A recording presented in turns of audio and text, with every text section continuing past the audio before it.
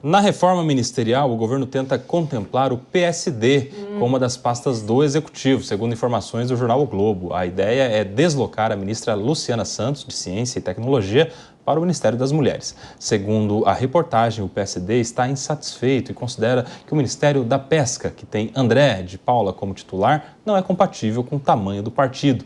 Muito se especulou também sobre a entrada no governo do ex-presidente do Senado, Rodrigo Pacheco, também do PSD. No entanto, não há ainda uma definição sobre este movimento dentro do Executivo. Como vocês veem, Raquel, a entrada do PSD em um ministério mais relevante é o partido do Gilberto Kassab, é o partido com o maior número de prefeitos desde as eleições municipais do ano passado, e na visão do Kassab e do partido, esta dimensão toda não justifica um ministério tão pequeno como o da Pesca. Deveria ter um ministério mais relevante, mais importante. Lembrando que Gilberto Kassab fez críticas, inclusive públicas, ao ministro Fernando Haddad recentemente, deu ali aquela cutucada, aquela agulhada, chamou até o ministro Fernando Haddad de fraco em relação à sua condução do Ministério da Fazenda. Raquel Galinatti. Sem sombra de dúvidas, hoje o Kassab é considerado um grande líder político, inclusive visionário. Ele antecipa os passos da política, como se ele tivesse uma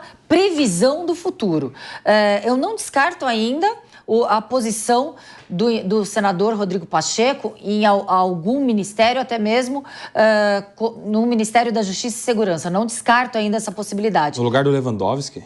Não descarto. Você sabe que estão falando até do Lewandowski ser candidato aqui em São Paulo a governador. Ele se filiaria ao PT e seria candidato aqui em São Paulo. Aí vagaria. Aí eu não vejo esse perfil pro, então, ex-ministro da Cidade, Lewandowski. Eu não vejo esse perfil político, popular e até mesmo carismático.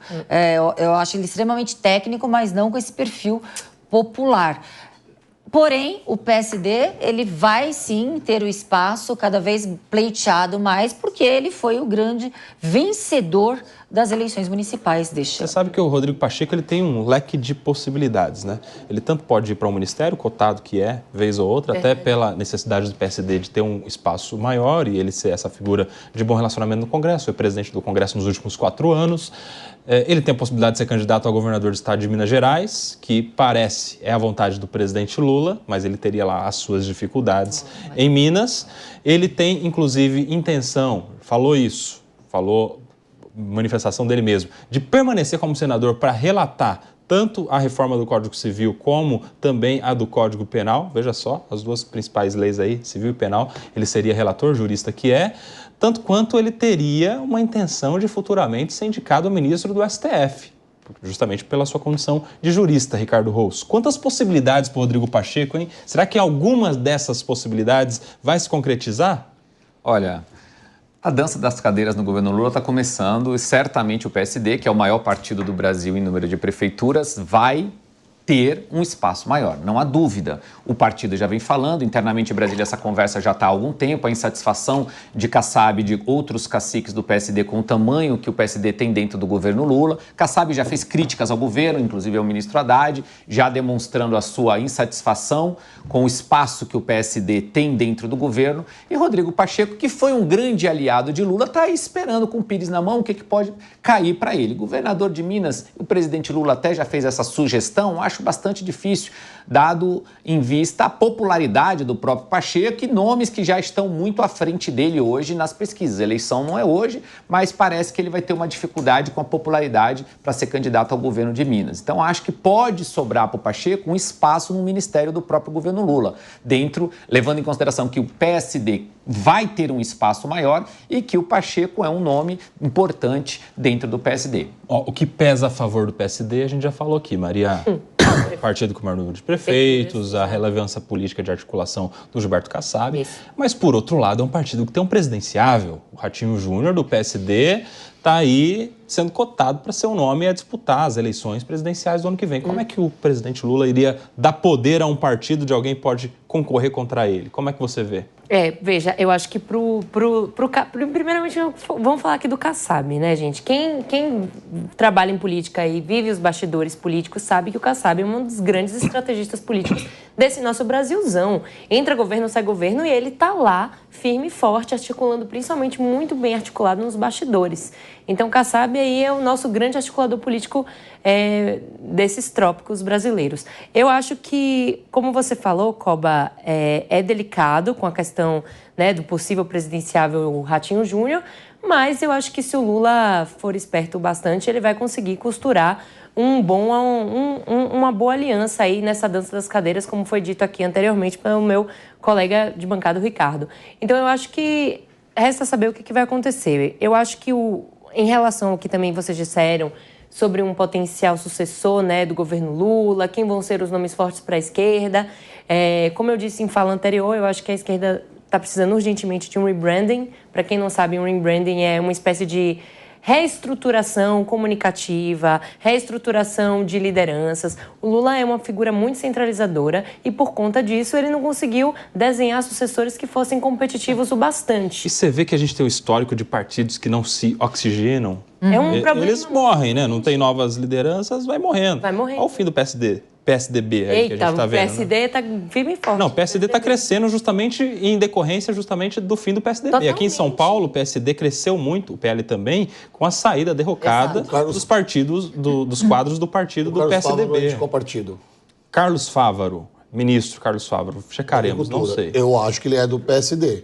Salvo engano, do PSD também. Eu acho que assim, é o que você falou, Coba, e é algo que eu até estou muito interessada em escrever e pesquisar, porque eu vejo os líderes políticos, PSD, viu? Né? Carlos Fávaro é PSD, aqui o Rodolfo falando. Mas eu vejo assim, será que a gente vai ter em 2026 um efeito Biden com o que a gente está vendo com o Lula atualmente? Porque foi o que o Coba falou. Os políticos, eles envelhecem, as pessoas têm prazo de validade. Todo mundo aqui tem o seu dia do juízo final. Então, o Lula está ficando essa figura desgastada. Temos um problema sério de inflação e aumento de preços, tá? Algo bem similar com o que estava acontecendo na economia nos Estados Unidos. E temos um líder que é praticamente da mesma idade do Biden, que está tendo questões de saúde.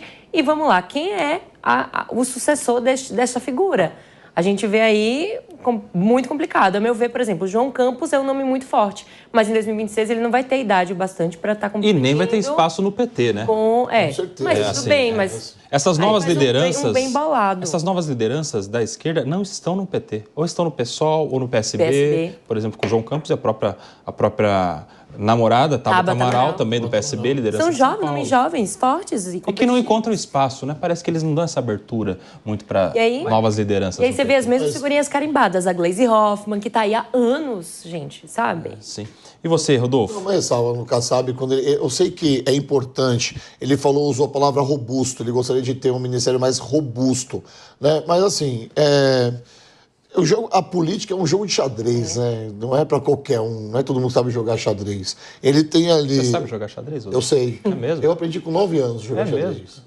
Isso impacta nas suas relações da vida, assim, negociações? Se eu fosse mais esperto quando jovem, impactaria mais.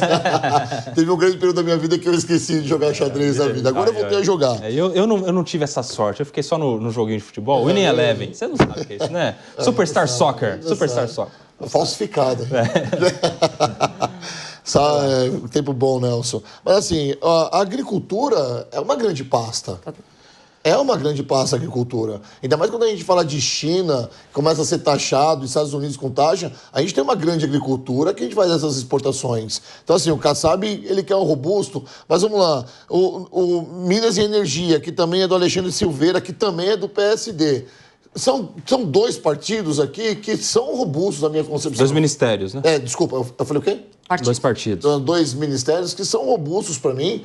E eu acho que o Kassab, ele tá ali agora pleiteando algo, já pensando na presidência, porque tem o Ratinho Júnior. E aí, Nelson, você matou a charada. É justamente isso.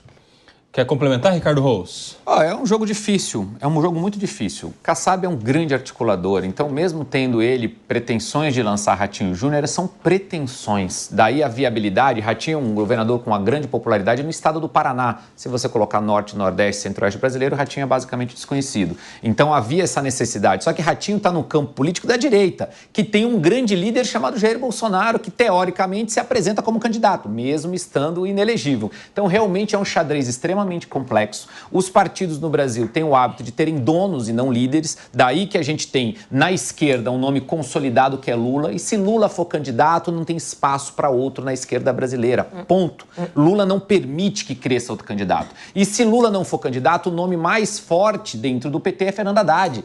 E é o sucessor que já foi em um determinado momento.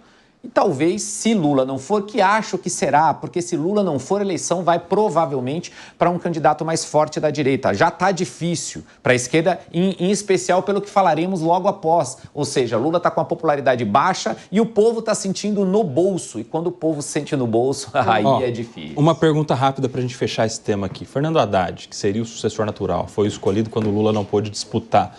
Depois dessa sua gestão, pelo menos até agora, no Ministério da Fazenda, ele sai fortalecido ou ele sai desgastado para uma possível eleição presidencial? Muito rapidamente, uma rodada começando se com o for Ricardo hoje, tá enfraquecido, mas se for aprovado o projeto de isenção de até R$5 mil para o imposto de renda, isso se popularizar, vira o jogo. E você, Maria? Gostei, concordo. Acho que enfraquecido e acho que vai ser enfraquecido no todo. Apesar da isenção, acho que é um bom ponto que você tocou, mas ele sai enfraquecido porque ele está com a figura muito desgastada. Toda a campanha que ele concorre para cargos executivos, ele perde. Isso já é um desgaste político. Ele só ganhou uma e perdeu para a reeleição. Há muito aqui de prefeito, em São Paulo, né? Perdeu para a reeleição, exatamente. Ganhou em 2012 para prefeito, mas perdeu em 2016. Governo, presidência, já perdeu e fica desgastado. E você, Rodolfo Maris? Depende.